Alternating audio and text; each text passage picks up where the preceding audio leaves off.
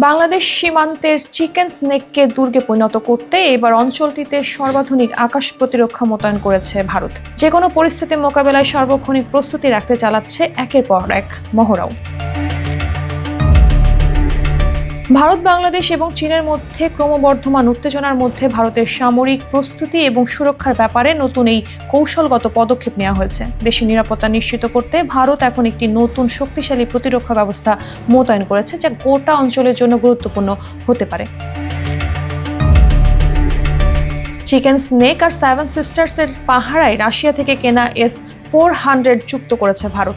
400 kilometre দূর থেকেও যে কোনো হুমকি শনাক্ত করতে পারা এবং একই সাথে একাধিক মিসাইল ধ্বংসের ক্ষমতা থাকা এই আকাশ প্রতিরক্ষা ব্যবস্থাটি বিশ্বের অন্যতম শক্তিশালী অস্ত্র। এর পাশাপাশি আছে রাফাল যুদ্ধ বিমান, ব্রাহ্মস ক্ষেপণাস্ত্র ও ড্রোন। সম্প্রতি বেইজিং সফর সহ একাধিকবার প্রধান উপদেষ্টা সেভেন সিস্টার্সের মন্তব্যে বাংলাদেশকে ঘিরে চীনের তৎপরতা বৃদ্ধির আশঙ্কার কথা জানাচ্ছে মোদী সরকার।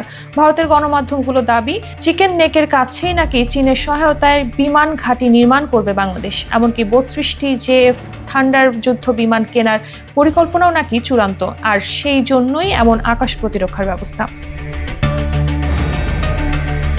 বাংলাদেশ সরকার এমন কোনো চুক্তি নিশ্চিত না করলেও ভারতের নিরাপত্তা বিশ্লেষকদের ধারণা, ঢাকার উপর চীনের প্রভাব বাড়ছে।